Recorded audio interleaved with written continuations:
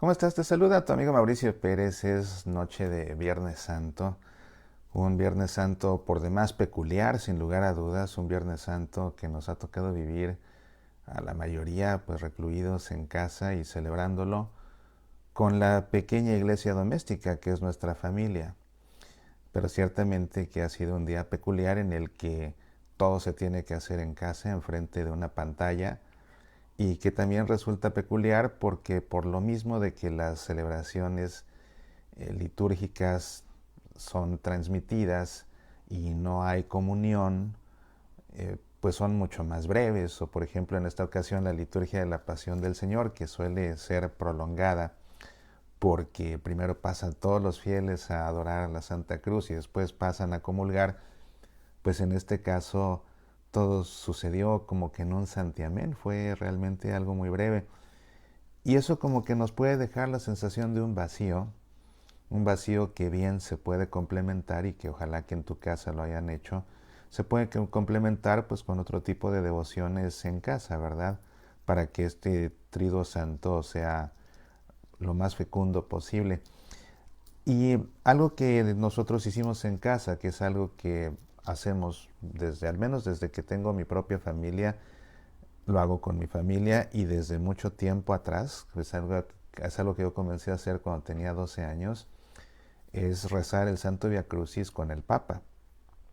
La primera vez que lo vi me llamó mucho la atención, lo estaban transmitiendo en televisión en vivo allá en México, tenía yo 12 años y me gustó tanto que a partir de ahí todos los Viernes Santos pues hacía todo lo posible por estar ahí y casi siempre lo veía yo solo, me apartaba de mi familia y no sé, tal vez era yo el único que le interesaba, pero de adolescente y después de mi vida adulta nunca me he perdido el Via Crucis del Papa, incluso participando del Via Crucis en mi parroquia, es algo que siempre, siempre me gusta ver.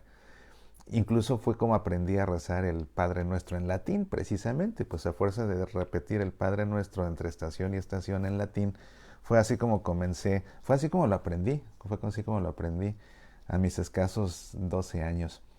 Y en esta ocasión quise hacer un mensaje breve aquí, aunque ya es noche en Viernes Santo, porque me llamó mucho la atención este en concreto. Yo creo que ha sido el que más me ha impactado de todos los que he visto, y mira que son ya muchos años de ver este Via Crucis, y no tanto porque se haya celebrado en esta ocasión en la Plaza de San Pedro totalmente vacía en vez de en el aglomerado Coliseo Romano como sucede siempre. Realmente lo que me sorprendió, lo que me sobrecogió, fue quiénes fueron los autores de las meditaciones de las estaciones, porque en esta ocasión el Papa se lo encomendó a una penitenciaría que está en Padua, allá en Italia, y a personas que tienen que ver precisamente con la vida de la penitenciaría. Entonces hubo diferentes reflexiones que estuvieron escritas por reclusos, por gente que está interna en esta penitenciaría y con personas que trabajan también en la misma o que tienen algún vínculo con personas que están eh, eh, pues pagando una condena. Y déjame decirte que la que más me impresionó de todas, bueno, vamos al revés mejor. Te voy a decir las cuatro que me impresionaron más y voy a terminar con la que me impresionó más de todas. Creo que será mejor este ejercicio hacerlo así. Y bueno, me llamó la atención, por ejemplo, que la última estación estuvo compuesta por un diácono permanente que trabaja como guardia de seguridad adentro de un reclusorio. Eso me llamó mucho la atención, un diácono permanente que trabaja de guardia de cárcel. Y que bueno, pues él en su reflexión habla de cómo cada vez que abre y cierra una celda, trata de hacerlo con un toque humano precisamente. También hubo otra que me llamó mucho la atención, que compuso un sacerdote que estuvo en prisión durante 8 años acusado injustamente.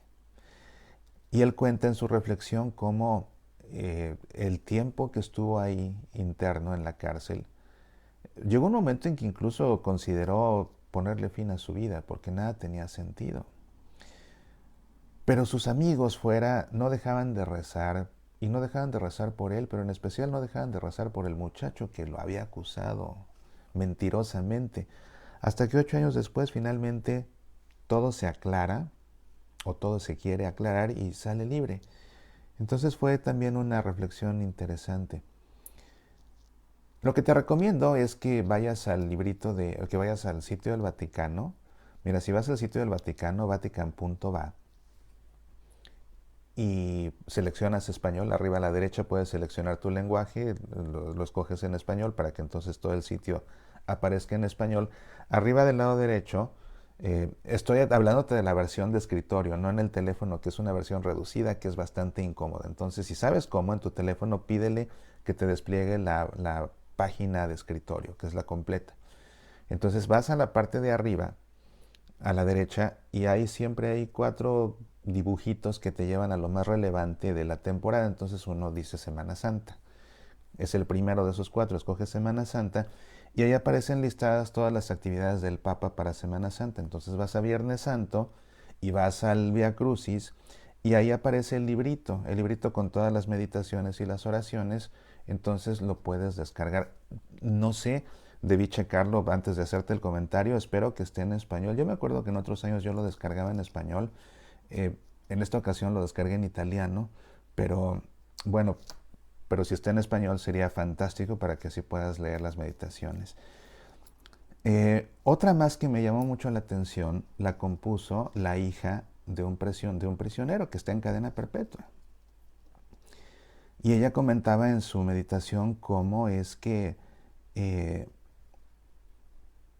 pues cuando la gente la cuestiona, ¿verdad?, por ser hija de un criminal, ella siempre les responde, si no se han puesto a pensar, que la primera víctima de su papá fue ella, porque con su crimen la dejó sin papá, le arruinó su nombre, dejó de ser una persona para convertirse en la hija de un criminal, perdió un amor de su vida porque su papá estaba prisionero, ha tenido que hacer viajes por diferentes lugares de Italia para visitar a su papá en la cárcel cuando lo cambian de reclusorio. En fin, que una meditación dolorosa de una persona que su vía crucis es precisamente ser la hija de alguien que está condenado a cadena perpetua. Pero la que más me llamó la atención de todas, fue la meditación que compuso un asesino, alguien que está en prisión por haber matado. Y me llamó la atención que alguien que esté en prisión por haber matado componga la estación del Vía Crucis, ¿cómo le podríamos decir?, más prominente en la Iglesia Católica. No quiero decir el más importante, porque no, realmente la celebración de todo Vía Crucis en todas las parroquias del mundo tiene la misma dignidad. Pero sí, digamos, el más prominente, porque es el más visible, es el que preside el Papa, a fin de cuentas. Entonces, aunque no es el más importante, sí es el más prominente. Y me llamó la atención que fuera precisamente un asesino el que compusiera una de las estaciones del Vía Crucis, que preside el Papa. Y dice uno, bueno, pues que no, el Vía Crucis que preside el Santo Padre tendría que ser compuesto por las personas más santas que hay en la Iglesia Católica. Y no, la gran sorpresa es que no necesariamente, porque la conclusión lógica de esto es que hasta el peor de los pecadores es amado por Dios. Y si es bautizado, hasta el peor de los pecadores es hijo de Dios. Y lo cierto es que a los pecadores Dios los ama, y lo cierto es que hay pecadores que arrepentidos buscan a Dios. Entonces, es alguien que, a pesar de lo que haya hecho, en su corazón busca a Dios. Es alguien que está, por supuesto, arrepentido de lo que hizo. Es alguien que lamenta todos los días de su vida lo que hizo en un momento de enojo.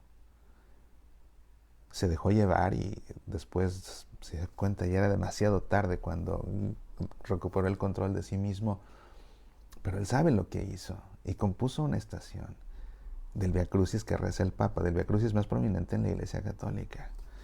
Eso sinceramente me conmovió mucho porque, bueno, a fin de cuentas la Iglesia está formada por pecadores, muchos de esos pecadores se esfuerzan por llegar a ser santos, otros les da igual. Pero lo cierto es que todo el mundo tiene una oportunidad. Dios a todo el mundo nos da otra oportunidad. Y la gran lección de todo esto es que no importa qué tan bajo alguien caiga, no importa qué tan terrible pueda ser un pecado, Dios sigue amando y Dios sigue dando una oportunidad más. Incluso la oportunidad de participar con su iglesia en algo tan importante como el Vía Crucis de Viernes Santo. Y a fin de cuentas, pues para todos estos que compusieron estas estaciones del Vía Crucis, su vida en torno a la prisión es un verdadero Vía Crucis que tienen que cargar. Fue realmente una experiencia rezar este Vía Crucis que me gustó mucho. Creo que es la que más me ha tocado. Te digo, me gusta mucho rezar este Vía Crucis y por eso no me lo he perdido desde que tenía 12 años. O sea, ya son muchos, ya son décadas de verlo año con año. Y verdaderamente, si puedes, pues mañana que es Sábado Santo, si no lo has hecho, ve a YouTube, busca por Vaticano en Vivo, ahí te van a salir los videos, entras al canal del Vaticano en Vivo en español y vas a encontrar ahí el video del Vía Cruz. Y si no lo viste hoy Viernes Santo, velo mañana que es sábado, tienes todo el tiempo del mundo, ahí en tu casa, Sábado Santo, es día para estar meditando al pie del sepulcro en esta ocasión, ya no al pie de la cruz, sino al pie del sepulcro, pero tendrás tiempo, seguramente que tendrás tiempo para rezar el Vía Crucis junto con el Papa, aunque sea diferido, y vas a ver qué enriquecedor y también vaya que es impactante saber quiénes escribieron las meditaciones este año. Pues bien, solamente quería compartir esto contigo, compartir contigo una experiencia personal de lo que ha sido este Viernes Santo para mí. Te deseo que el resto del Triduo Pascual siga siendo santo verdaderamente para ti. Si no lo has hecho, te recomiendo que veas Pasión por el Evangelio. Grabé una emisión especial de Jueves Santo en la que hago un análisis bíblico del lavatorio de los pies, pero no sabes qué análisis bíblico. Es verdaderamente, te diría, digno de una tesis de examen profesional de licenciatura en Sagrada Escritura. Está buenísimo. Ahí te explico toda la estructura del texto del lavatorio y cuando veas la estructura te vas a quedar con el ojo cuadrado y luego te vas a admirar al comprender el verdadero mensaje de lo que realmente Jesús quería comunicar con el lavatorio de los pies. Entonces velo por favor. Y también no te pierdas el Pasión por el Evangelio del Domingo de Resurrección, porque también vas a aprender mucho.